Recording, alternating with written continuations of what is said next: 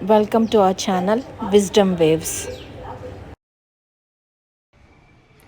Good morning, students. Today we are going to learn about Ohm's law, which is an important topic in class 10. First, to understand what is Ohm's law, we have to understand three concepts, which is voltage, current, and resistance. We will slowly discuss regarding voltage, current, and resistance. First, the concept of voltage. What is meant by voltage or potential difference? When we say that electric current is flowing from one point to the other point, that means charge or the electrons are flowing from one point to the other point. Here, the meaning of charge is maybe positive ions or also. So, if we are saying that a charge is flowing, it may be electrons or it may be positive charged ions or negative charged ions flowing from one point to the other point. Now, what is meant by that voltage then? The amount of the charge which is flowing from one point to the other point is what you call as voltage. Amount of the energy per charge move the electrons in one point to the another point in a circuit is what you call as potential difference or the voltage. It is normally measured in volts. Then what is the current? Current is the rate of charge of flow. That means the number of electrons moving from one point to the other point per minute or per unit time is what you call as current. Then what is meant by resistance? Resistance means stopping, that we all know. Then how come resistance is involved when charges are moving from one point to the other point?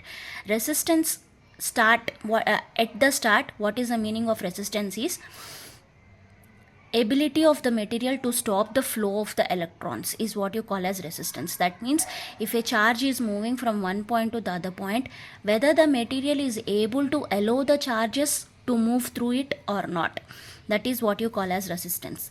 Depending upon resistance, the materials are divided into conductors and insulators. We all know that. Now, what is the unit of voltage? Unit of voltage is volts. What is the unit of current? It is measured in amperes. The unit is amperes and it is denoted by A. Resistance is denoted by ohm. Ohm's law states that whatever the charge that is flowing between the 2 points is directly proportional to the current inside the circuit. That means if the voltage is higher between the 2 points, then the amount of the charge flowing is higher. If the voltage is less between the 2 points, then the current flowing in the circuit is less. What is this meaning? Actually, when you say that voltage is present inside it, another term for the voltage is potential difference. What is that meaning? That means the charges are flowing from the larger potential to the smaller potential. That means if we see water is present, for example, if we want to pour the water, we can pour water from a higher quantity to the lower quantity.